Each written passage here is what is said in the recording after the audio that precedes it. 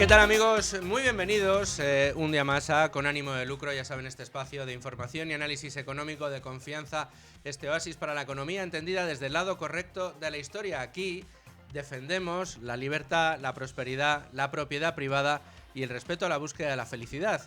Y si defendemos eso, también podemos hablar de otros asuntos que no sean estrictamente económicos, pero que sí que nos ayuden a entender esa defensa de estos valores que cada día traemos a Con Ánimo de Lucro. También en 2026, puesto que tengo que felicitarles a todos ustedes el nuevo año. Espero que sea muy propicio para todos los que nos escuchan, para toda la comunidad de Con Ánimo de Lucro. Y yo solo les digo una cosa, aquí vamos a seguir trayéndoles todos los días la mejor actualidad, el mejor análisis y también programas, como siempre saben, de vez en cuando, como el que les tenemos preparado en el día de hoy, con invitados de auténtico lujo y asuntos fantásticos que seguro van a agradecer. Enseguida se los presento.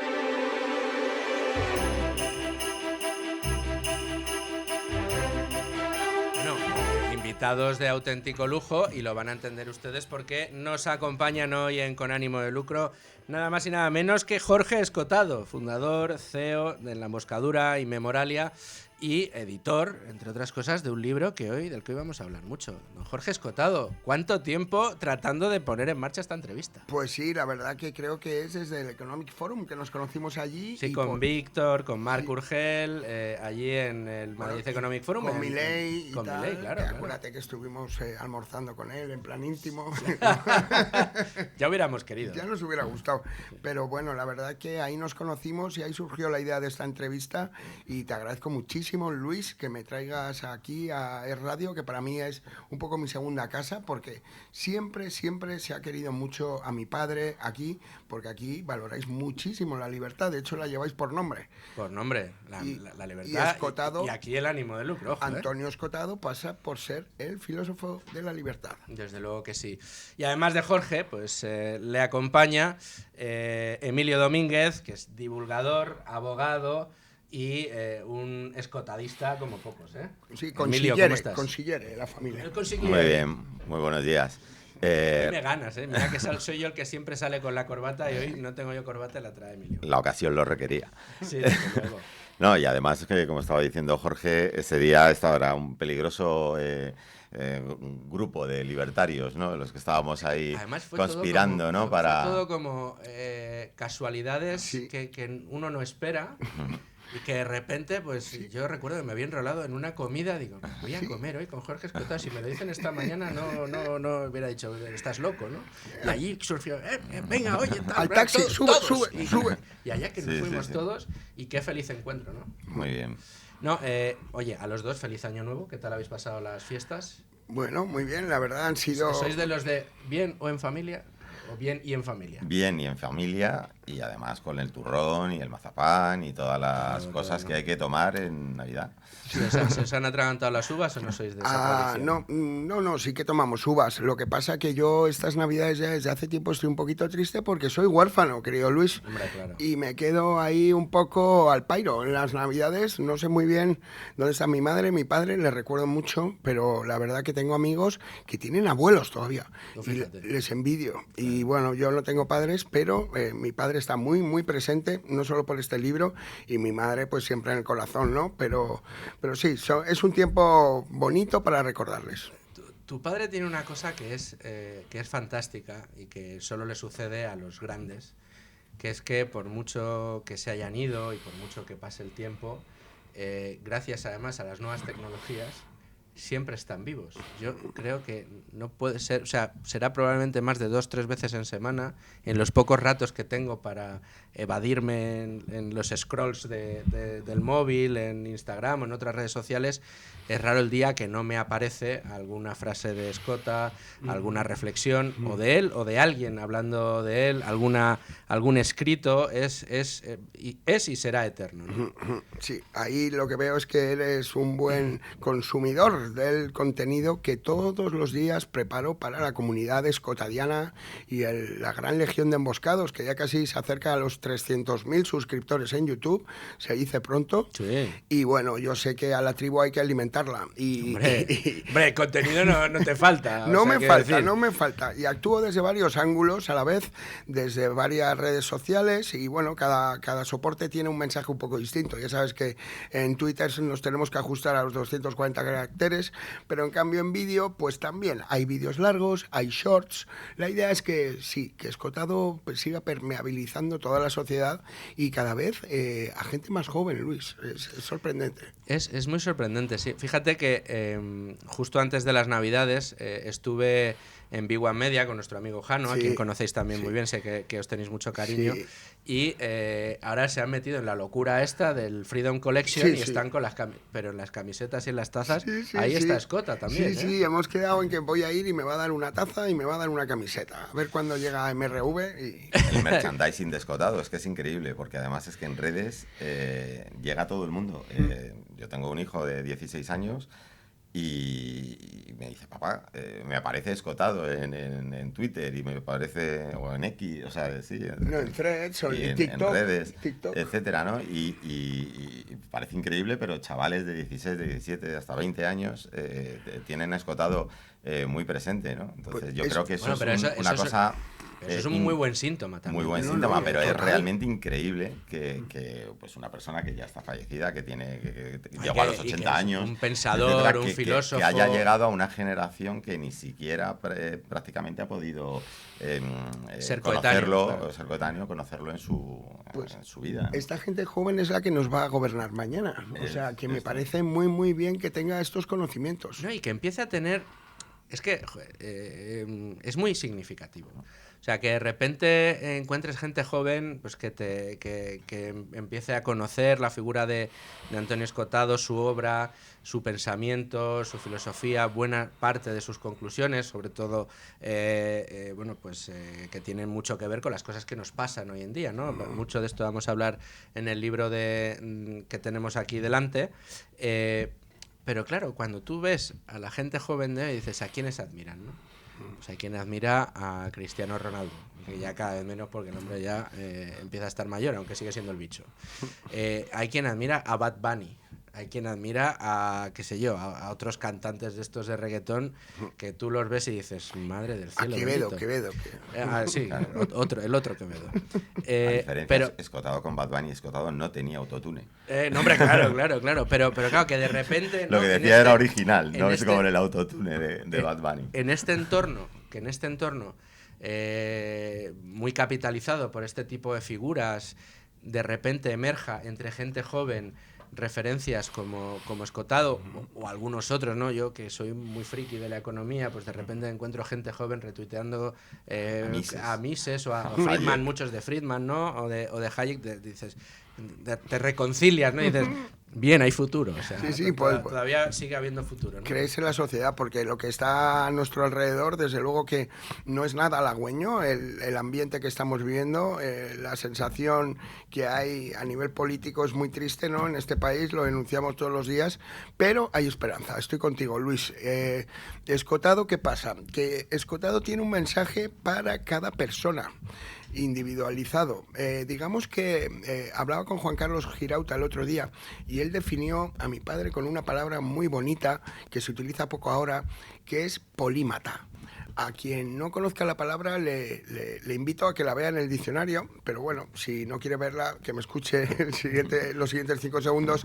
Polímata es aquel capaz de dominar varias áreas a la vez, multidisciplinariedad por un tubo. Y mi padre, es cierto, ¿qué temas trataba? Porque es que realmente es muy amplio. O sea, tenemos la libertad, tenemos el miedo, tenemos la economía, tenemos el uso sobrio, la sobriedad con las drogas. También estudió a fondo la política, la mitología. Tenía más de 300 artículos. Vamos, que es una persona que si rascas vas a encontrar algo para ti, seguro.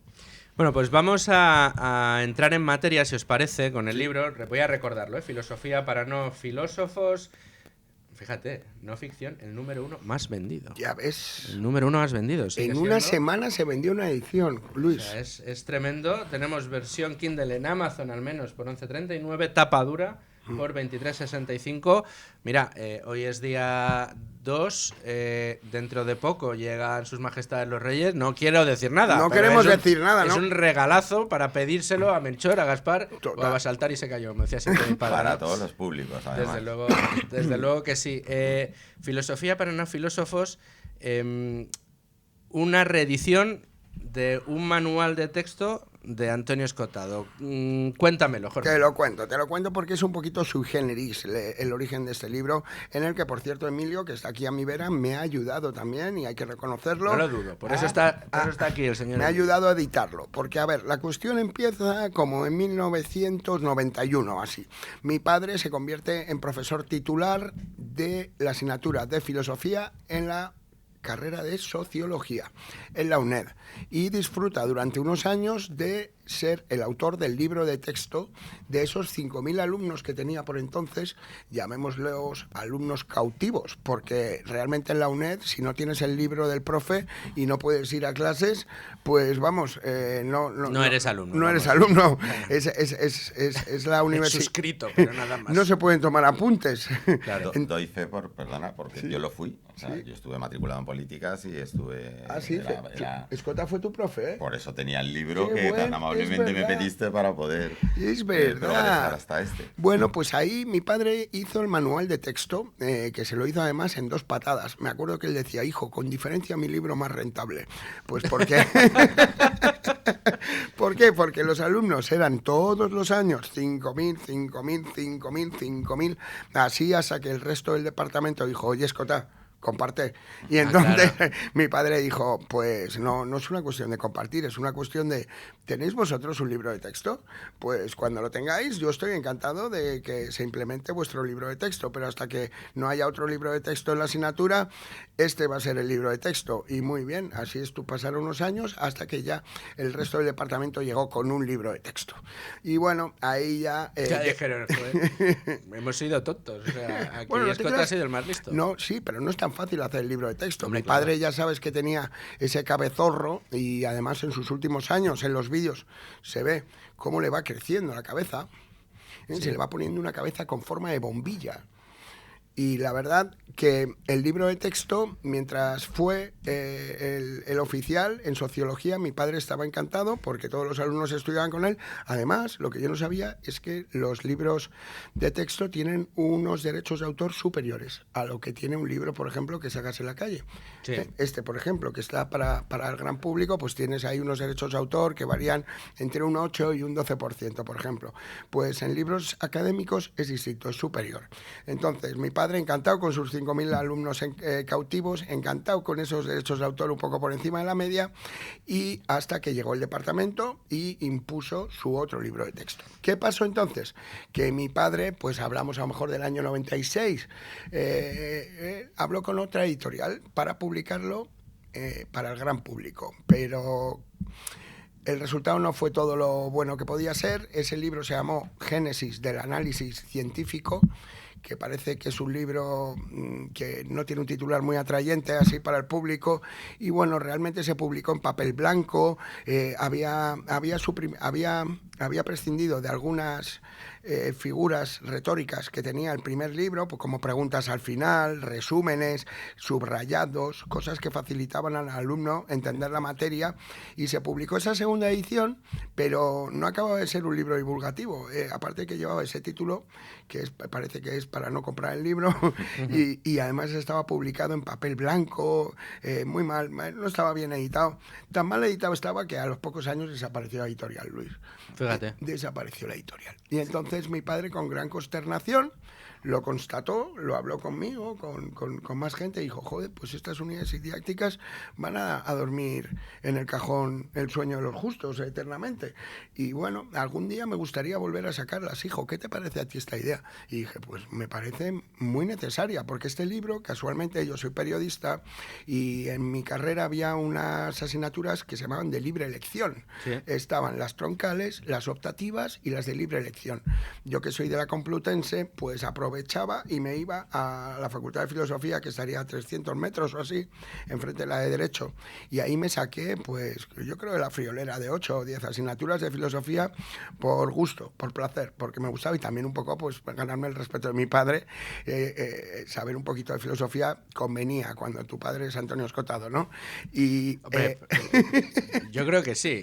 A mí me hubiera dado un poco al... Bueno, mi padre es ingeniero y de física hasta lo justo. A ver, anda aquí la fórmula pero ahora mismo. Pero de matemáticas sí se me ha dado siempre algo mejor. Bueno, aunque pues... mi padre, tengo que reconocer, nunca me obligó No, a mí tampoco me obligó, fue motu propio. Y entonces, ese libro original del que hemos hablado, de la UNED, es con el que yo estudié algunas asignaturas de filosofía. Me di cuenta de que era un texto muy, muy, muy logrado, porque realmente es un tono pedagógico el que utiliza Escotado en este libro, que no lo utiliza en otros libros. Ahora Emilio nos podrá explicar eso un poco más a fondo. Y también, pues eso, esa parte didáctica que tiene el libro, a mí me vino muy bien para aquellas asignaturas que cursé de filosofía. Bueno, volvemos un momento atrás y decimos que la editorial ha desaparecido y el libro, pues, desaparece de la faz de la tierra, porque es muy triste, Luis, cuando un libro se descataloga, muere, sí. muere, pero muere eternamente. O sea, es muy raro que alguien lo rescate. Con los pocos ejemplares que le queden al autor en el... ¿Sí? que te llama la editorial y dice, los voy a quemar. ¿Qué hago con ellos? Te los doy. Que los quieres recoger antes de que los queme, pero esto es literal, ¿eh? Literal. Sí, lo sé. Yo tengo publicados 2 y de los 2 me ha pasado lo mismo. Sí, te llaman, oye, que ya se va a descatalogar, que si lo quieres. Bueno, pues yo le animé a mi padre a que hiciéramos una nueva edición de este libro algún día. Y ahí quedó, en el algún día. Bueno, pues cuál es mi sorpresa cuando hace 4 años o así empezó, o 5, más, falleció hace 4, hace 6 años o así, empezó a mandarme capítulos remozados, con pequeños cambios. Mi padre, su pensamiento fue cambiando. Además, esa es una de las banderas de su forma de entender el mundo, ¿no? Que hay que cambiar de opinión sin miedo a reconocer que has cambiado de opinión, siempre y cuando esté refrendado por los hechos. A mí es una de las cosas de Escotado que siempre he admirado más, ¿no? Sobre todo en un mundo en el que vivimos, en el que parece que todo lo que busca todo el mundo es refutar sus propias tesis. Y a mí del pensamiento Escotado, una de las cosas que más me ha gustado es la honestidad con la que se ha acercado a distintas disciplinas, estudiándolo todo para llegar a una hipótesis. No teniendo la hipótesis antes. No teniendo la hipótesis antes y ver cómo eres capaz de refrendarla, porque al final, oye, pues tú de todo pues vas cogiendo lo que te interesa, ¿no? Para intentar afianzar tu tesis, ¿no?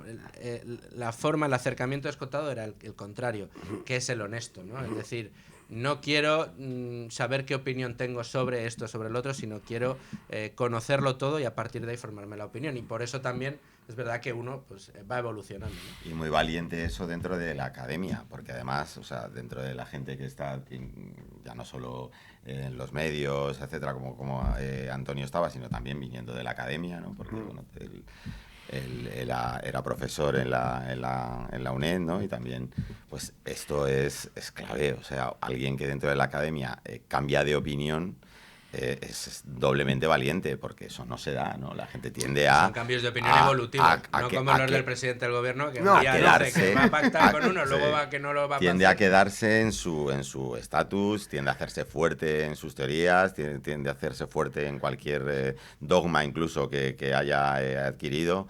Y es mucho, o sea, es muy de reconocer esa valentía y a nivel académico enseña mucho más, por supuesto. Sí, y el libro es cierto que desde la primera edición, por supuesto hasta esta, pero luego con esa intermedia también fue así progresando. Como usuario del libro, porque yo en su momento fui usuario del libro, por decirlo de alguna manera, del original, es que era muy bueno porque luego tenía, o sea, no solo te contaba los autores de la filosofía, sino que luego te la ponía en contexto y luego efectivamente tenía unos ejercicios, etcétera, para que el alumno no de cara a posibles exámenes o lo que sea, sino para que fuera interiorizando y sistematizando lo que había leído, que no es habitual en ese tipo de libros de texto, que suelen de ser mucho más ladrillo, ¿no?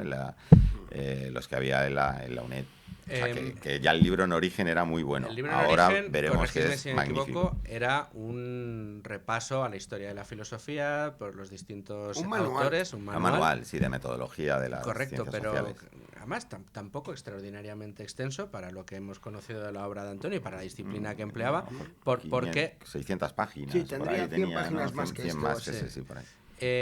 ¿por qué filosofía para no filósofos? Eso es ahora, eso es el cambio de cara Por que eso le hemos digo, dado. ¿por qué ahora filosofía para no Porque filósofos? esta edición que un servidor ha hecho durante este verano, con ayuda también de Emilio, ha sido decir, vale, este libro estaba enfocado para estudiantes de filosofía. Pues vamos a hacer una cosa, vamos a darle la vuelta al calcetín y vamos a enfocarlo a todos menos para estudiantes de filosofía. ¿Por qué? Porque se prestaba a ello realmente, como era del primer curso de sociología, el nivel de complejidad del libro no impide que lo lea pues un ingeniero, que lo lea un futbolista, un periodista de nada y tenemos idea de todo. Incluso un periodista. Le dimos la vuelta al título y con esa idea fui yo a Espasa y les dije, mirad, mi padre me ha estado mandando capítulos porque ha ido cambiando de opinión. Por ejemplo, Marx. A Marx en la primera edición, ¿quién le daba? Emilio, le daba 3 páginas. Y sin muy poca bola, como se suele decir. Muy poca bola y ahora Y además incluso con más cariño, ¿no? Sí, que el que le sí, tienen sí. en este. Sí, entonces lo fue cambiando y yo me di cuenta de que, por ejemplo, cuando yo lo estudié, yo no era filósofo, yo quería ser periodista y me vino muy bien en aquella época. Entonces era fácil dar esa vuelta al calcetín, teniendo una visión desde arriba, sinóptica del libro, decir, mira, vamos a enfocarlo para que lo entienda todo el mundo y sobre todo las partes que no pueda entender todo el mundo, para eso está este editor. Y entonces lo que hemos hecho es, y cualquiera que vea el libro tiene como 40, 60, 80 notas mías, de nota del editor. Y es un poco cuando yo detecto que mi padre ya se está poniendo muy técnico, nota. Y la nota, ya el lector puede, vale, y continúo leyendo, ¿no? El miedo que yo tenía al editar este libro es que la gente se parase y lo dejase. Que hubiera barreras. Eso, porque mi padre, y reconozcámoslo, no es del todo fácil de leer. O sea, este es un libro más asequible, de los más asequibles, con 60 semanas el trópico y retrato del libertino. Pero quien quiera leerse, por ejemplo, Caos y Orden o Los enemigos del comercio... O Realidad y Sustancia. Bueno, esto ya son palabras mayores. Pero Los enemigos del comercio... A mí Escota me pilló por Los enemigos del que comercio. Hiciste un maravilloso programa, por cierto, ahí te conocí yo a ti y estaba deseando conocerte, sí. Me encantó el programa que hicisteis, sorpresivamente para mí. Y ese libro, por ejemplo, eso sí, estarás conmigo, Luis, en que es un desafío leerlo. Sí. ¿Verdad? ¿A qué llamamos desafío? Sí, es verdad que requiere cierto nivel, o sea, tú necesitas estar ya en una onda para acercarte a este libro y entenderlo en toda la profundidad que implica, ¿no? Porque un neófito que no sabe ni por dónde le va el aire entra ahí y no pasa de la tercera página. Pero te va enredando también. Sí, te pasa un poco como sí. Historia General de las Drogas, te va enredando. O sea, a lo mejor al principio te parece un poquito más denso o tal, o incluso si no eres un lector muy avezado, pues tienes que tirar de diccionario para ver algún término o lo que sea. Pero te va enredando porque te sugiere unos planteamientos tan originales también. Sí. O sea, porque es autodescubrimiento, ¿no? También es un poco como autoaclaración. O sea, autoaclaración, ¿no? Y te va explicando las cosas, entonces tú lo puedes acompañar muy bien al autor. Igual que en este libro también, pero en Los enemigos del comercio, por ejemplo, para mí, en Historia General de las Drogas, es que es muy así, ¿no? O sea, tú vas con escotado, avanzando y vas investigando y aprendiendo, ¿no? Vas un poco de la mano. Entonces te va sorprendiendo, ¿no? Sí, todo el conocimiento que vas adquiriendo, pero porque te lleva muy... ¿sabes? No es como, aquí está esto, aquí lo otro, ¿no? O definiciones o... Cuando yo decía desafío también me refería a la extensión de la obra, que son 3 tomos, claro. Los enemigos del comercio. Y si no tienes una constancia... Se los coge de golpe y se los compra a los 3. Sí. Y se busca un año para leerse, lo que sea. Pero el primero salió en el 8, el segundo en el 13, o el 12, ¿no? 7, etcétera. 13 y 17. Eso es. Entonces fueron saliendo entonces te daba tiempo a hacer la digestión, incluso te daba tiempo hasta a releer. Lo que pasa es que ahora es como... Cuando te llegaba el segundo decías, vamos a volver al primero. Eso, hay que volver al ahora primero. Hay gente que también pretende un empacho y yo creo que también, o sea, las cosas buenas, como la buena comida, no hay que comerla atropelladamente, ¿no? Pero ojo a esto, que además de ser algo más masticado por esas notas del editor, es un libro también muy asequible. Se me antoja, corregidme si me equivoco, pero que para aquel que no haya leído todavía a Escotado y que se haya acercado a su figura, pues por lo que nos hemos acercado muchos en un primer momento, pues por esas frases, por esas reflexiones, por también ese aura que le rodea a él como autor, puede ser un libro fantástico para entrar en el universo escolar. Perfecto, para eso ha sido planteado, para que se vea también cuál es la claridad de conceptos, porque mi padre tenía su pensamiento tenía un andamiaje, ¿vale? Esta palabra no me sale ahora. Andamiaje quiere decir pues que mi padre tenía su propio sistema filosófico, y hay muy pocos filósofos que lo tengan. Gustavo Bueno era uno de ellos. Él partía de unas premisas filosóficas, y entonces en este libro, que trata pues entre 80 y 100 autores, mi padre realmente él solo se consideraba hegeliano, aristotélico y espinocista. O sea, tres autores que salen aquí, ¿no? Aristóteles, Freud y Spinoza. Pero el lector puede ver cómo domina perfectamente al resto de autores con los que no necesariamente comulga. Entonces, es muy buen libro para empezar, porque el lector se dará cuenta de que está delante de un súper profesor de filosofía, por así decirlo. Correcto. Un profesor de filosofía. Y tiene una virtud buenísima, que yo siempre lo comento con mucha gente, que se acerca a la filosofía leyendo de una manera desordenada. Empiezan a leer a Nietzsche, y luego leen a Kant, y luego leen a Aristóteles, y luego... o sea, lo bueno que tiene este libro es que, como va poniendo ladrillo sobre ladrillo el pensamiento de la humanidad, ¿no? Desde la prehistoria. Porque desde el hombre primitivo, sí. Empieza la prehistoria y termina en Zubiri, ¿no? En Popper. En Popper. Pues, o sea, como va poniendo el ladrillo sobre el ladrillo... Cronológico. Pues, claro, tú puedes ir viendo cómo se evoluciona el pensamiento.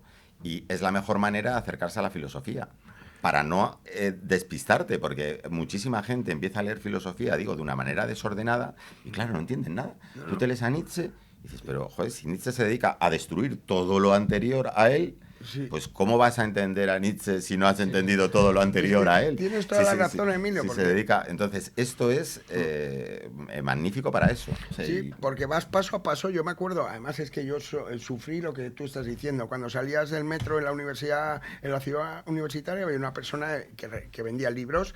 Pues un día me cogía a Nietzsche, otro día me cogía a Erasmo de Rotterdam, otro día me cogía... Porque no estaba esto, la mejor elección es... Y claro, no había un libro que fuera de principio alguien que te lo coja y te lo ordene y te diga, por aquí, tienes que empezar por aquí, entonces aquí vas a ir. Pero como el que pretende hacer logaritmos neperianos o derivadas o no sé qué, y no sabe sumar. Exacto. Pero luego además la propia tesis del libro, o al menos una de las conclusiones que saco yo, es esa por un lado, la filosofía basada en la ciencia que nace en Grecia, que es la civilización, es lo civilizatorio, frente a mitos y otro tipo de cosas que aparecen en otras civilizaciones, y el por qué esa filosofía científica basada, digamos, en realidades que termina dando el desarrollo de la civilización occidental como la conocemos hoy, no se da en tiempo y forma nunca como se dio en Grecia, ¿no? O sea, es como una llama que se produce en un momento determinado y que genera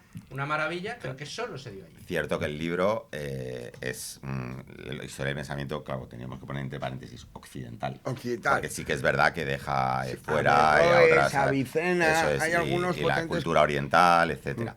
Pero sí, es verdad, es que yo creo que además Escotado, y si no, bueno, tú lo sabes mejor que nadie, estaba fascinado por la Grecia clásica y por el descubrimiento del individuo. Porque claro, o sea, todo lo que construye la civilización occidental parte de eso, del descubrimiento. Y de la verdad, de la aletheia, el desvelamiento. El desvelamiento también el conocimiento, o sea, el descubrimiento del individuo, ¿no? Como centro de todo, ¿no? Y claro, pues ese paso de los mitos al individuo, y luego ya de ahí, claro, ya sigue, ¿no? O sea, sigue con los tomistas. Antes del mito está la magia. Antes del mito está la magia, sí. La transferencia, ¿no? Al chivo expiatorio. Claro. La transferencia. Empezamos todo con eso la lo magia. explica muy bien, Escotado, y además en muy pocas páginas. Y es como la parte introductoria a decir, bueno, o sea, este libro habla de filósofos, porque al final lo que va haciendo es filósofo tras filósofo ir explicando su pensamiento, pero el hilo conductor, y tal y como empieza, es como vamos a pensar y vamos a ir acompañando a todos estos autores como van pensando. Entonces está muy bien planteado. Exactamente, porque De pasamos, hecho, era así pasamos de la desde magia su y las leyendas al mito. Luego del mito ya pasamos a Grecia. De Grecia, bueno, que mucha gente lo dice, ¿no? Desde los griegos no se ha hecho nada nuevo, porque es que los griegos estaban en la dimensión n. No se sabe cómo era posible, cómo fue posible que en aquellas polis griegas surgiera tal cantidad de pensamiento y tanta reflexión como no se ha visto en ningún otro pueblo parecido. Y el libro además es un canto a Grecia claramente, porque casi la mitad del libro así digamos que se cierra ahí en Grecia. Luego hay unos años oscuros que también Escota lo refleja, ¿no? La Edad Media, que desaparece el pensamiento, los caminos se cierran, desaparece también el comercio. Bueno, hay un pensamiento, sí, pero un pensamiento que se refugia en las universidades y que lo atesoran los monjes un poco también. Y luego en aquella época, cuando hablamos de Grecia, hablamos de que la filosofía englobaba tanto a la ciencia como a la filosofía, o sea, la filosofía y la ciencia eran lo mismo. Esa división se produce ya más adelante en el Renacimiento y después en concreto con Newton, cuando ya se empieza a hablar de, oye, que esto es ciencia y esto es filosofía, que son cosas diferentes. Antiguamente, cuando he empezado diciendo que era un polímata mi padre, pues tú le dices a Sócrates o le dices a Platón o a Pitágoras que ciencia y filosofía no son lo mismo y te hubieran pegado un guantazo directamente, ¿no? Pues realmente no había ese divorcio entre conocimientos que también se produce por la acumulación de conocimientos. Hay un momento en que la filosofía no puede abarcarlo todo. Hasta que llega Comte y te hace la clasificación de las ciencias, que no lo trata muy bien. Sí, no, a Comte no le trata muy bien. Pero, bien hecho, vamos, quiero decir. Sí, hay algunos que tratan para tratarle muy bien. Con más cariño que a otros, ¿no? Aristóteles le trata muy bien. Aristóteles es precioso y a Sócrates... También lo hemos hablado, a Hegel. Hay un momento que se inventa un diálogo. ¿Te acuerdas? Dice, este diálogo me lo he inventado yo, pero el lector lo entenderá porque queremos ver... Y es Aristóbulo hablando con no sé quién. O sea, Escota tenía un dominio de Grecia que se lo conocía como la palma de su mano y nunca había visitado Atenas. Pero era como que tenía un mapa mental geográfico de lo que era Grecia, porque luego mi padre investigó mucho, se dio cuenta de que la prosperidad de las polis griegas dependían en gran medida de que hubiera una luminaria ahí, un pensador. O sea, cuando tú hablas de Sócrates hablas de Atenas, pero cuando hablas de, por ejemplo, Heráclito, de Éfeso, cuando hablas de Pitágoras, todos tienen su polis, ¿no? Y en ese momento en que surge el pensador es el esplendor de esa polis. O sea, digamos que la bonanza económica viene después de una bonanza intelectual, por así decirlo. Esto se ve aquí en el libro muy bien. Y luego pasamos ya a Roma y, bueno, como decía, los años oscuros, y luego hay un resurgimiento total del pensamiento filosófico gracias pues a gente como a Occam o gente como el mismo Lutero. El mismo Lutero ya da un también cambio los grande. Utópicos, Sí, te habla pero de Tomás Moro. Sí. Pero si hay un autor que al menos después de la lectura de este libro parece que le influyó más fue Hegel, ¿no? Hombre. ¿Qué tiene de Hegel? ¿Por qué Hegel?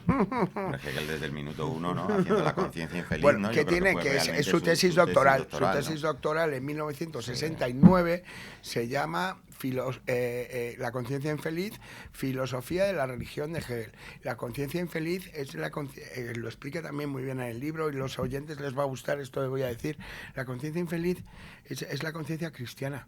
Es la conciencia que piensa que hay otra vida, que este mundo no es el válido, que realmente hay otro, un más allá. Entonces tú estás infeliz, vas un poco infeliz por la vida, ¿eh? Cuando tienes el Valle de Lágrimas. El Valle de Lágrimas, que es este país, pero este mundo.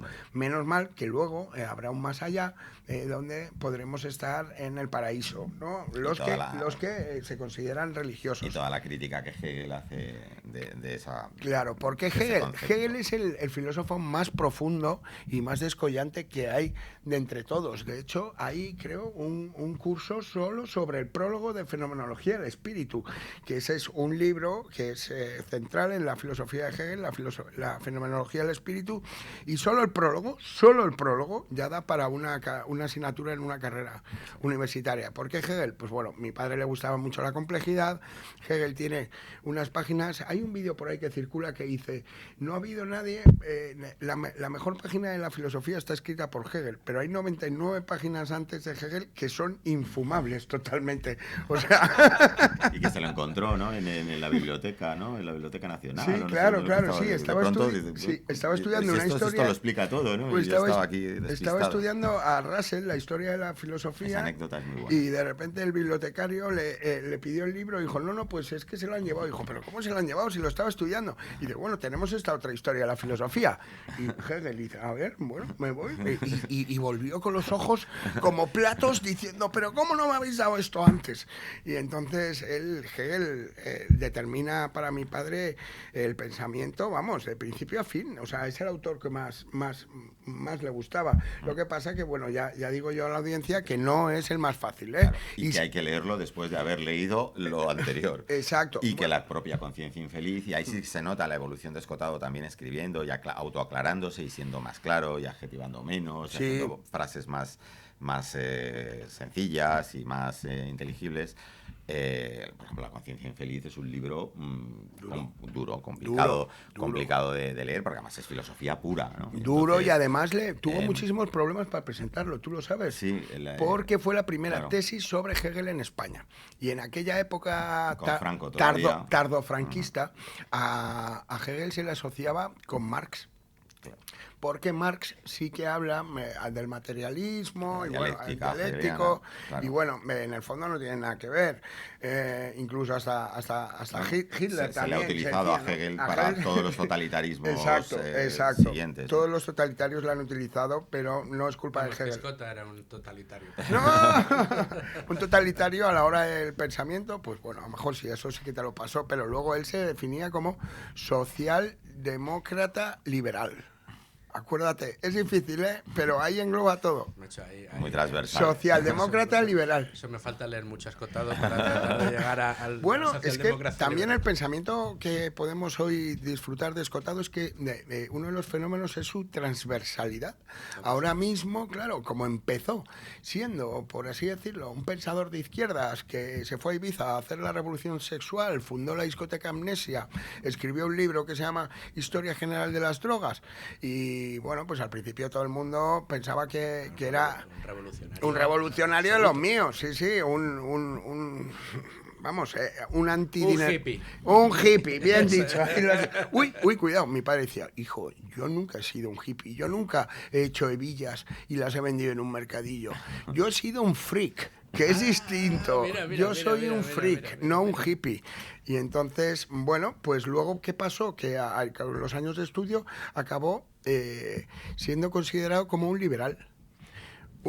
Y entonces ahí tienes todo el espectro, desde el hippie hasta el liberal, pues concitas la atención de casi la sociedad completa. Y no le presta mucha atención a la cultura hippie ni una línea.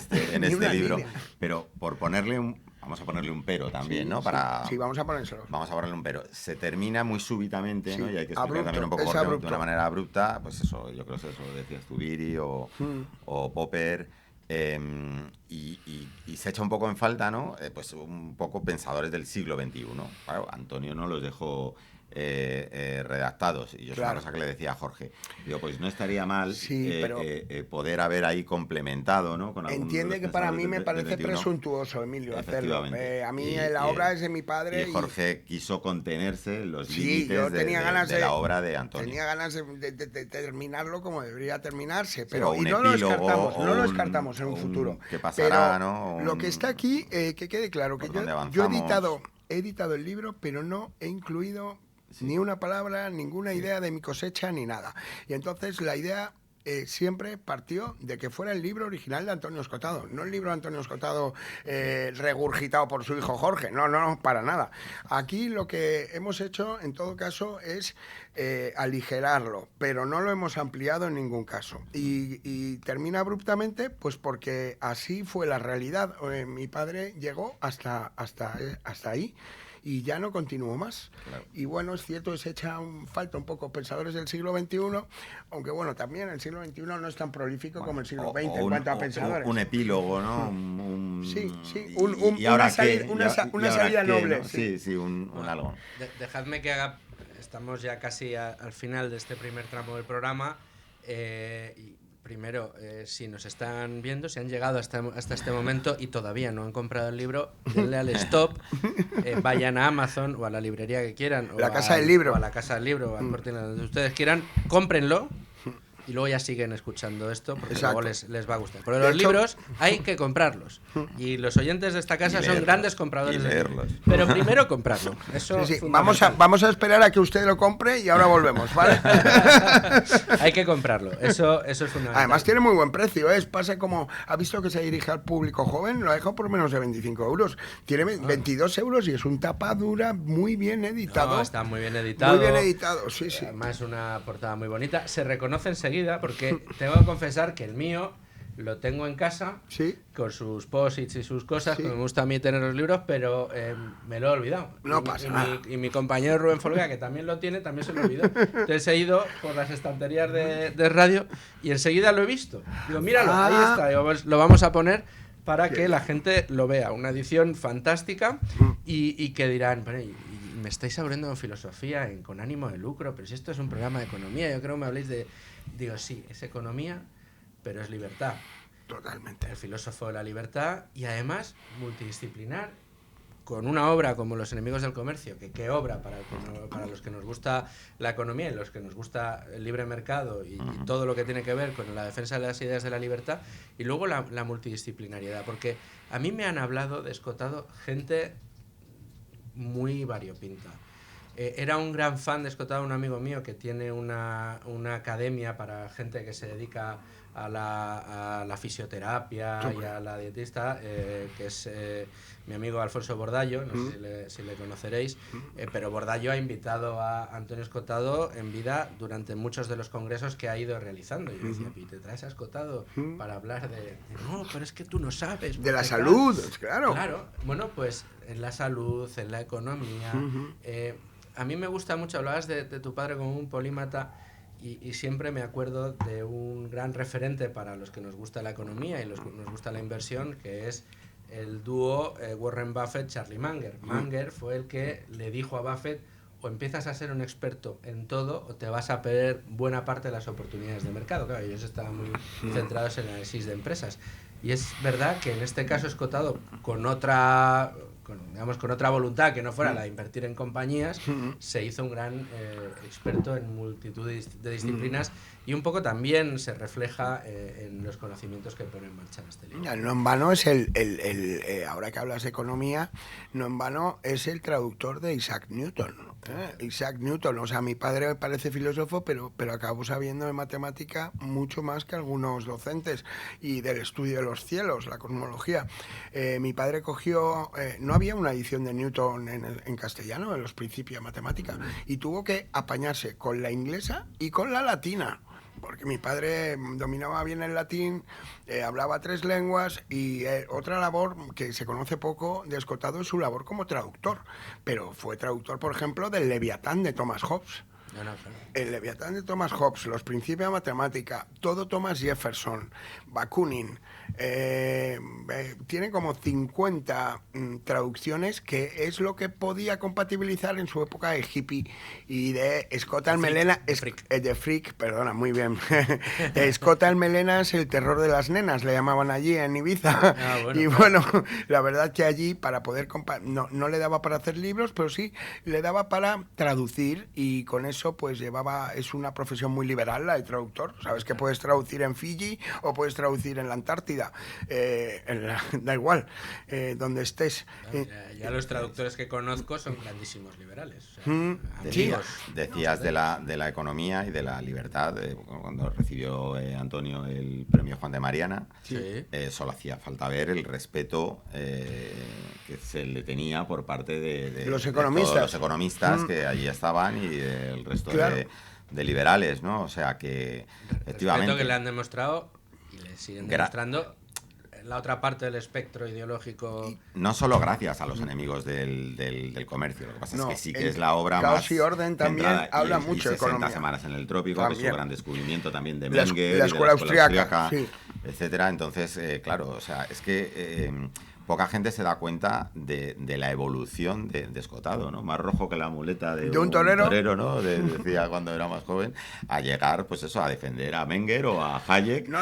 Llegar con vehemencia, ¿no? Con vehemencia y explicar quién era Marx. De ser más rojo que la muleta de un torero a pasar a dinamitar los pilares del comunismo. Porque es que no deja destrozar un solo pilar en pie. O sea, si quien se lea los enemigos del comercio verá cómo es una manera de destruir punto por punto la falacia del colectivismo. Y figuras con un halo, por ejemplo, el Che Guevara, que le hace un retrato, le hace un traje, los enemigos del comercio muy bien hecho, ¿no? Figuras que todavía están mitificadas, ¿no? Y que incluso tienen por aquí estatuas en Madrid, ¿no? Y en otros sitios, el Che Guevara y cosas así, que dices, pero bueno, ¿y por qué no? Hay un pueblo, ¿no? Donde en Madrid...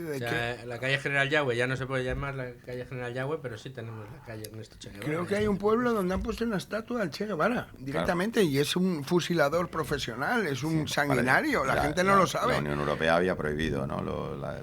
Desde luego. Este tipo de cosas, pero bueno. Bueno, nos quedamos sin tiempo porque van a venir enseguida los informativos de radio, nos van a contar todas las noticias de la una, pero aquí vamos a seguir con Emilio y con Jorge hablando no solo de esta obra, sino también de algunas otras obras que están todavía pendientes y de las que queremos trasladarles a ustedes también. Lo dicho, escuchamos las noticias de la una y regresamos a Con Ánimo de Lucro.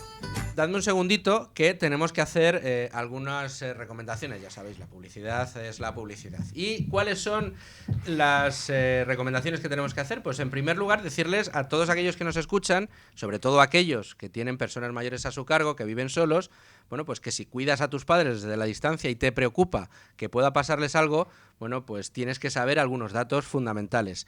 Casi más de la mitad de las personas mayores de 70 años sufre al menos una caída al año. Cada minuto cuenta cuando hay una emergencia. Y en este caso el reloj Durcal es el que te ayuda a protegerles la vida. ¿Por qué? Bueno, porque protege a nuestros mayores las 24 horas.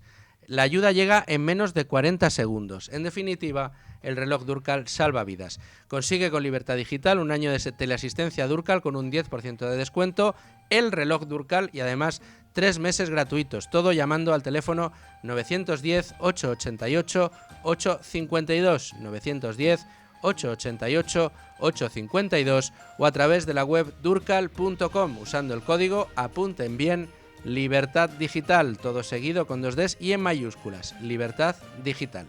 Y la otra de las recomendaciones que tengo que hacerles es para todos aquellos conductores que teman haberse quedado algún día tirado en la carretera por culpa de la batería. Bueno, pues con bateriasadomicilio.es esto no pasa. Instalan tu batería estés donde estés, en casa o en la oficina, los 7 días de la semana, llamando al 685-75-0250, 685-75-0250 y te dan presupuesto inmediato para la batería. Además, te envían un coche taller, estés donde estés, y realizan el diagnóstico de la batería, del alternador y en caso necesario cambian la batería de tu coche o moto en unos minutos. Además, cuentan con todas las referencias de la batería, por lo que pueden instalar la batería que tu coche necesita, no una parecida ni algo similar, simplemente la que tu coche necesita. También tienen disponible el mismo servicio para baterías de moto, de camión, de carritos de golf o de barcos, incluso baterías solares. Además, se puede pagar con tarjeta o, como nos gusta en Con Ánimo de Lucro, en efectivo. Recuerda, bateriasadomicilio.es.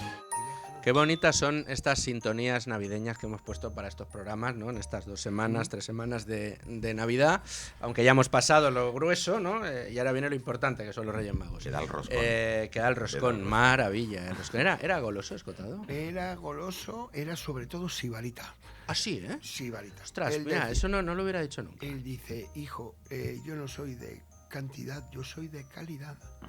Vamos, que le gustaba lo bueno. Sí, lo bueno, y si es breve, 2 veces bueno. Bueno, fantástico. Y mojar bizcochos en ron, ¿no? Bueno, sí. También, ¿no? Se hacían unos sobaos especiales. Estamos con Emilio, vamos a recordarlo, y con Jorge Escotado, hablando de este libro, Filosofía para no filósofos, editado por Espasa, pero editado por la mano de Jorge Escotado, tratando de congregar o de aglutinar en estas páginas ese manual de filosofía con el que arrancó en 1991 el profesor Antonio Escotado, en esta filosofía para no filósofos, y además muy bien traído porque se ha condensado y se ha explicado de una manera que no deja de ser un manual para aquellos como yo, que el tema de la filosofía nunca lo habíamos profundizado demasiado. Con lo cual, aquí lo tenemos, se puede encontrar, como ya les he dicho, en Amazon, en Casa del Libro, en el Corte Inglés, allá donde ustedes quieran, y es una manera fantástica de acercarse. Para el que ya conoce a Escotado, ir a sus orígenes y cómo explicaba la filosofía. Para quienes no lo conocen pero quieren conocerlo, es una grandísima manera de arrancar en el universo de este pensador que, como me decía alguien hace muy poco, qué pena que se haya ido Antonio Escotado, porque era uno de los muy pocos polímatas, grandes intelectuales que teníamos en España y que son cada vez menos, ya cada día quedan menos, ¿no? Hay unos pocos, podemos meter ahí a Sabater, podemos meter ahí a Albiach, podemos meter ahí a Federico Jiménez Los Santos y poco más. Ya poco más teníamos a Antonio Escotado, que nos ha dejado, pero gracias a Jorge y a sus editoriales y a su trabajo, bueno, pues tenemos la memoria de Antonio Escotado. Y aquí lo tenemos, en este libro que tienen ustedes que comprar. Pero no solo queremos libro, también hay un proyecto de estatua. ¿Qué ha pasado con eso? Contadme. Bueno. Antes, déjame hacer un mínimo inciso sobre el libro. A mí me gusta decir, cuando la gente me pregunta, ¿qué me voy a encontrar si leo el libro? Digo, pues mira, te vas a encontrar a los clásicos. Los clásicos, que cuando alguien se dice que tiene cultura general, ¿qué es que tiene cultura general? Es que conoce a los clásicos. Y entonces este libro, el que yo prometo que el que lo lea desde la página 1 hasta la página 420, se convierte en una persona más culta que el 99,9% de la población, porque trata los clásicos. Hay clásicos en literatura, hay clásicos en filosofía, hay clásicos de todo tipo. Bueno, aquí se tratan los clásicos del pensamiento. Y ahora, entroncando con lo que me decías, mira, hay una verdadera... ¿cómo lo podríamos llamar? Injusticia, porque Escotado, cuando falleció el pleno del Ayuntamiento de Madrid, cuando estaba Begoña Villacís como vicepresidenta, votó por unanimidad, repito, unanimidad, Vox y Podemos, los dos dijeron que sí, aparte del resto de partidos políticos. Haciendo gala, después de muerto, de la transversalidad que concitaba. Y de lo que él llamaba uno de sus últimos conceptos, guerrilla de la concordia. O sea, realmente tenemos que hermanarnos, tenemos que unirnos y no separarnos. Entonces, Escotado concitaba el respeto de toda la bancada, por así decirlo, y el ejemplo, la muestra de ello fue que se votó la instalación de una estatua en Ciudad Universitaria que iba a llevar por lema una frase muy bonita que dejó escrita mi padre para su epitafio y que creo que Luis la lleva tatuada. Quiso ser valiente y aprendió a estudiar. Exacto. Digamos que la valentía y el estudio están íntimamente relacionados. O sea, si tú quieres ser valiente, tendrás que estudiar en algún momento. Y si quieres ser estudioso, tendrás que ser valiente en algún momento también.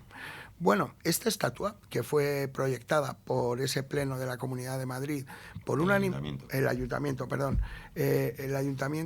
con una votación unánime, Pues no se ha llevado a efecto todavía y han pasado 4 añazos. Y entonces realmente aquí Emilio tiene mucho más que decir que yo, porque él ha sido muy generoso, se ha acercado a la familia Escotado y ha dicho: yo soy abogado y quiero ayudaros a la consecución de este galardón Antonio Escotado, que me parece no solo justo, sino necesario.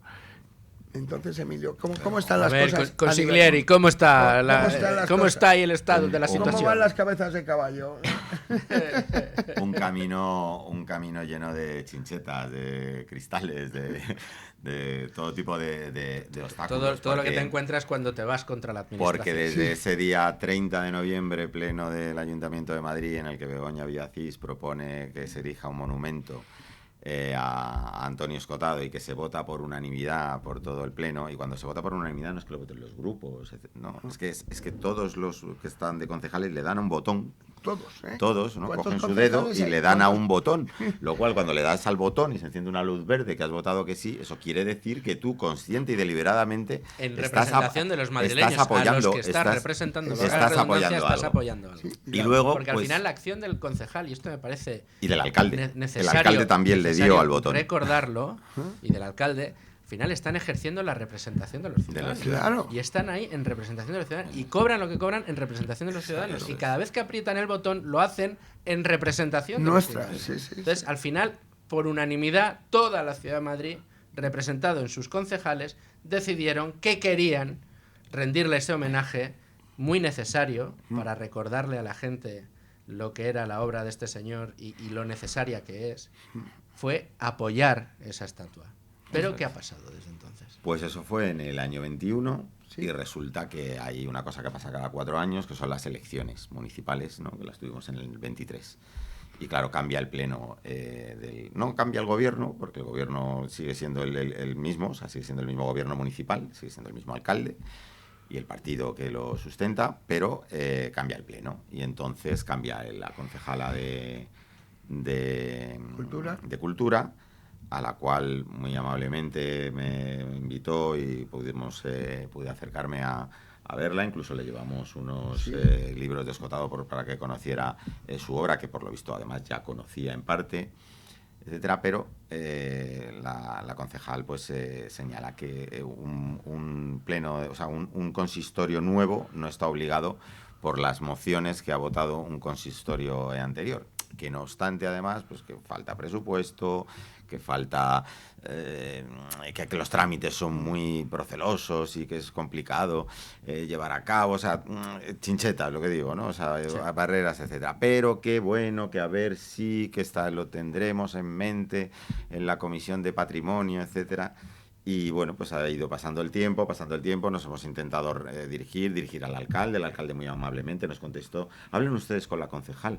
Pero bueno, si ya hemos hablado con la concejal, o sea, dejen ustedes de ¿no? Pasarse la pelota. Triangulando, ¿no? Como en los entrenamientos de fútbol, cuando ponen uno en medio y entre 3 le marean, ¿no? A ti te tienen ya que no sabes a dónde mirar. Claro, entonces, fíjate que sin saber a dónde mirar, de pronto nos encontramos con la Villa de Galapagar. Sí. La Villa de Galapagar, que sí ha sabido reconocer a uno de sus hijos, y como hijo predilecto, ¿no? Le dio la medalla de oro de la Villa, pues este mes de mayo, ¿no? Pasado. Exacto. En San Isidro. En San Isidro. Mientras el Ayuntamiento de Madrid, con esa votación de pleno, pues sigue esto enfangado. En Madrid bueno, pues tenemos monumentos como el Perro Paco, es este que hablamos, yo creo de... Pero ¿por qué es tan difícil? Tú que eres abogado y que conoces los intríngulis normativos, legales, los leguleyos, todo lo que hay, todo eso que para los no... los legos en derecho son auténticos galimatías normativos. ¿Qué dificultades existen reales para, después de haber dado el botón, que se decida, oiga usted, aquí, en esta zona, se pone... ¿Cuáles son todas...? La primera y más importante es la voluntad política. Si hay voluntad política, todo avanza sin ningún problema. Sí, no hay chinchetas. La Comisión de Patrimonio tiene, pues creo que el último acta hace un par de años, tenían como presentados cerca de 50 y tantos monumentos, de los cuales se aprobaron 37, y en el momento dado en el que hay voluntad política se mete un nuevo monumento al elenco de monumentos que se puedan situar en la ciudad de Madrid, y en unos trámites que pueden oscilar entre los 6 meses y como mucho un año, habitualmente va adelante mientras la Comisión de Patrimonio lo vea bien. En el momento en el que ha habido unanimidad en el pleno del ayuntamiento, pues no debería de haber ningún obstáculo. El dinero tampoco es un problema. Que parece una chulería, pero decimos, el dinero no es problema porque hay tanto escotadiano. Somos tanta la gente que tenemos cariño y afecto por la figura de Escotado, que dijimos, oye, incluso le proponemos el ayudar a hacer una cuestión popular si el ayuntamiento no llega. Claro, porque claro, además, ¿cuánto vale una estatua? Pues hombre, si la hacemos de metacrilato vale 2 pesetas, ¿no? Como se suele decir. Si la hacemos de oro, pues valdrá no sé cuántos millones. O sea, pero bueno, es que... Entonces se acercó ya una estudiante de escultura y nos hizo unos bocetos. Además me consta que el busto lo tenía Begoña en su despacho del ayuntamiento, y a veces se lo ponía en el regazo y le acariciaba la cabeza al busto de Escota, y ese busto está Begoña Villacís. Sí, Begoña Villacís. Se Ahora hablaba... me la estoy imaginando.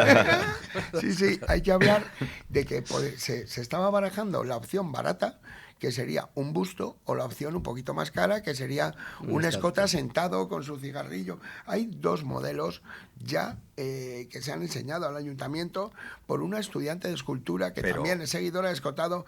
El precio sería muy por debajo pero meramente de lo que consideraríamos... ad exemplum, que si el ayuntamiento, claro, o sea, para nada condicionado, simplemente diciendo, estos son ideas. Si el ayuntamiento tiene que sacar a concurso... Claro que sí, y si lo quiere, si lo quiere hacer otro escultor, da igual, o sea, totalmente, o sea, que se haga como sea, pero son sugerencias. Que se lleve adelante, simplemente decir, mira, pues tenemos esto, por poner un ejemplo, pero no para nada condicionando y si hacemos un vídeo en YouTube diciendo, oye, necesitamos emboscados, por favor, que vamos a reunir esta cantidad, se hace en una de las plataformas de crowdfunding, yo creo que en una semana lo tenemos, seguro, porque es que vamos, se habla de poner... aquí parece que evidentemente el problema está en la voluntad política. Ahí, en la voluntad política. En la fase 1. Ese ha sido el gran problema normativo que tenemos ahora mismo, ¿no?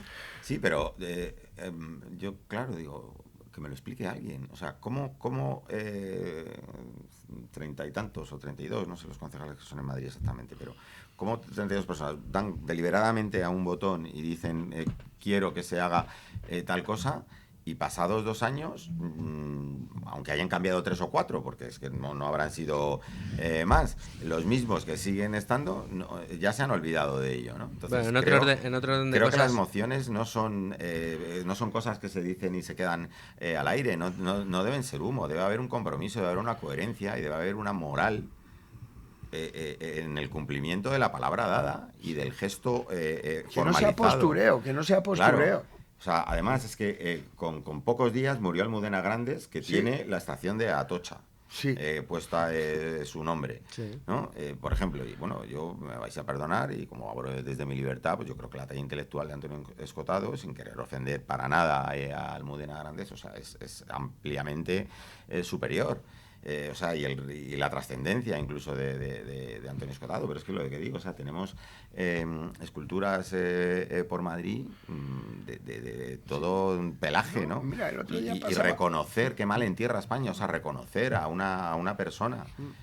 Como decíamos antes, ¿no? Uno de los grandes intelectuales que es internacionalmente reconocida, ¿no? Y que ha aportado ese filósofo de la libertad para toda la humanidad, porque al final es para todo el mundo, ¿no? Sí, en cambio el otro día, fíjate con qué facilidad se dan calles a los políticos.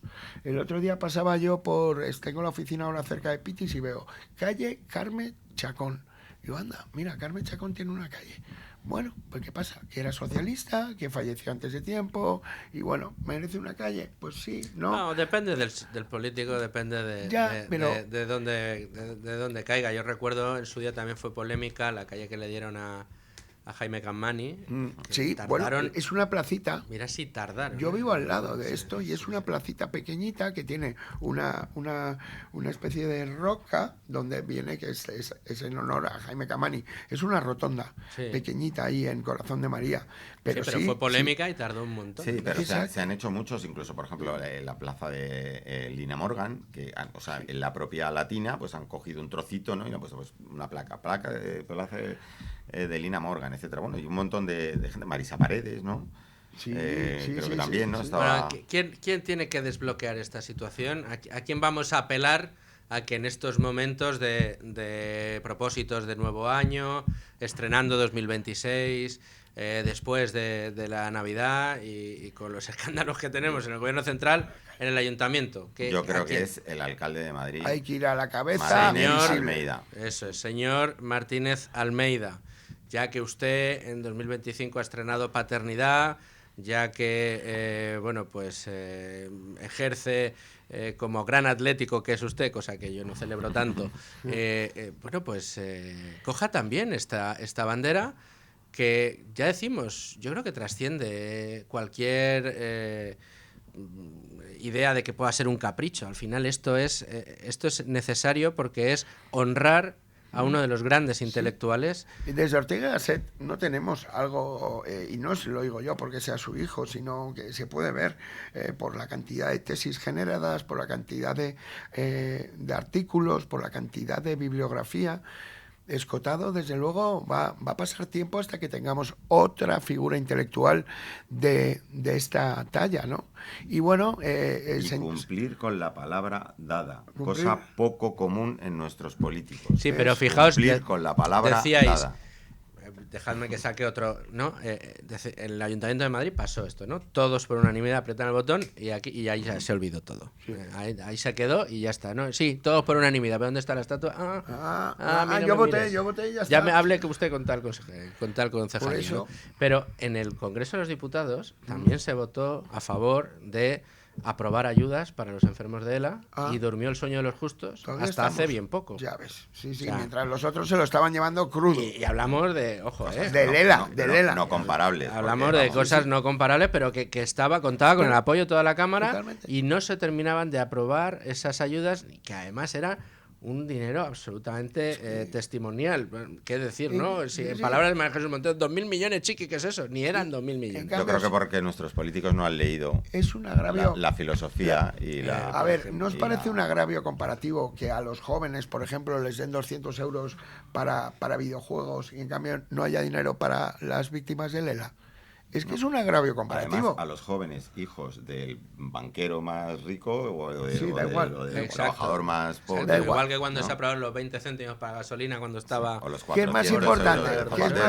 ¿Qué es más importante? ¿Los videojuegos de ese posible votante o las ayudas a la dependencia? ¿O los casos de ELA, ayudar a los pacientes? Es que son agravios comparativos. Tú antes decías lo de Almudena Grandes. No, es que además son... para esto están. O sea, quiero decir, si no tuviéramos la intervención estatal que tenemos, a lo mejor poner una estatua pues sería cuestión de saber cuánto cuesta esa pastilla de terreno, comprarla y colocar la estatua que cada uno quiera, ¿no? Sí. Que sería muchísimo más fácil, rápido y tal, no, pero hay que pasar por burocracia. Por la administración y la burocracia. Está llena de estatuas a suscripción popular, porque todo el siglo XIX, el 90% de las estatuas son a suscripción popular. Eso no es el problema es el dominio público, por supuesto. Que ahora mismo, pues claro, efectivamente, para poner cualquier cosa en medio de la calle tienes que tener todas las... parabienes y los permisos. Y la Comisión de Patrimonio y Paisaje, etcétera, que lo apruebe y tal. Pero eso al final es solo un tema administrativo. O sea, al final, si hay voluntad política por parte del ayuntamiento, que lo encabeza el alcalde, no nos engañemos, pues esto... en este caso había también otra consideración, acuérdate, porque como fue proyectada para Ciudad Universitaria, también tiene que contar con la aquiescencia del rector de la Complutense. Pero incluso le planteamos... Que no creo que le cree. Pero un rector de la Complutense va a negarse a que haya una figura como Antonio Escotado, que como decís ha sido transversal. Incluso le planteamos al ayuntamiento que si había problemas administrativos con la Complutense y tal, que eligiera otra ubicación. Otra localización. Dentro de un sitio normal, vamos pero decir. Con este epitafio y la figura que era, Desde luego. Sí, porque él vendía la idea del estudio, hablaba del estudio siempre, el estudio. Mi padre era una persona estudiosa hasta decir basta, ¿no? Y entonces es muy buen ejemplo para los alumnos, para los estudiantes. Es un canto al estudio, la figura de Escotado es un canto al pensamiento y a la consulta, a la búsqueda de la verdad, de obras de primera mano. Sin importante que te vayas a encontrar es un poco lo que querríamos para todos nuestros estudiantes. Tenemos el ejemplo, es hijo de la Comunidad de Madrid, que eso también es muy importante, es patrimonio madrileño, que por ende español, pero la Comunidad de Madrid no va a reconocer a uno de sus exponentes más descollantes, por así decirlo, en cuanto a pensamiento se refiere, cuando además ha sido votado expresamente, 1-1, todos los concejales. Ahora, ¿qué pasa, señor Almeida? Pues lo que va a pasar es que su hijo va a acabar estudiando el libro de un autor que usted se negó a ponerle una estatua. No puede ser, eso ya sería una contradicción. Que no se ha negado a nada, que te dijo que hablaras con el concejal de turno. Bueno, es que ya hemos hablado con ella, hemos hablado con Marta Rivera, ¿no? Se llama. Sí, claro, y nos han dado largas, bueno, y estamos ahora mismo en un limbo de indefensión. Pues intentaremos conciliar intereses, esa guerrilla de la conciliación, de la concordia. De la concordia, y que al final se aúnen esos deseos de todos. No sabes cómo porque casi sería una cosa decir, a ver, esto sería interesante. ¿Quién está en contra? Exacto, es muy buena. O sea, a ver, voten. ¿Quién está en contra? Después de la unanimidad, les damos una segunda oportunidad. Pero ahora es, no voten. ¿Quieren ustedes? Voten si quieren. Sí.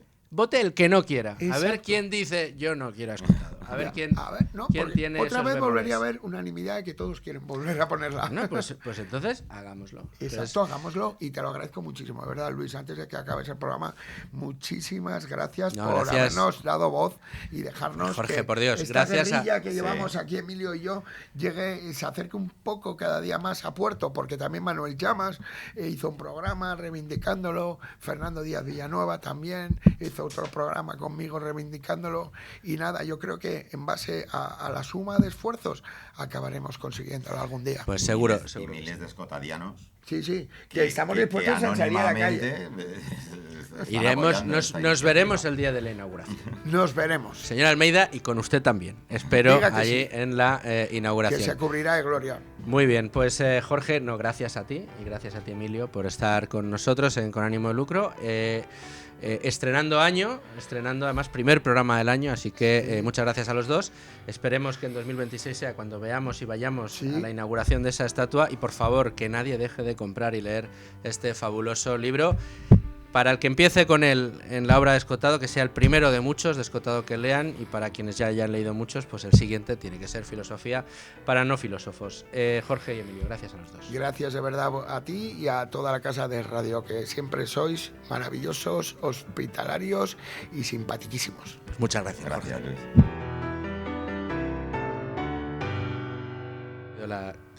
Y muchas gracias a todos ustedes por estar ahí un día más. Ya saben, 2026 será un año de mucho con ánimo de lucro, de mucho ánimo de lucro, de mucho programa, mucha economía y análisis, muy crítico también y muy agradable, como el programa de hoy, contando con amigos para acercarles a ustedes todas las disciplinas y absolutamente todo lo que tenga que ver con esa defensa de la libertad.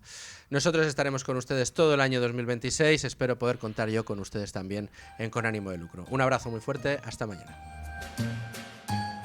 En Es Radio Libre Mercado, Con Ánimo de Lucro.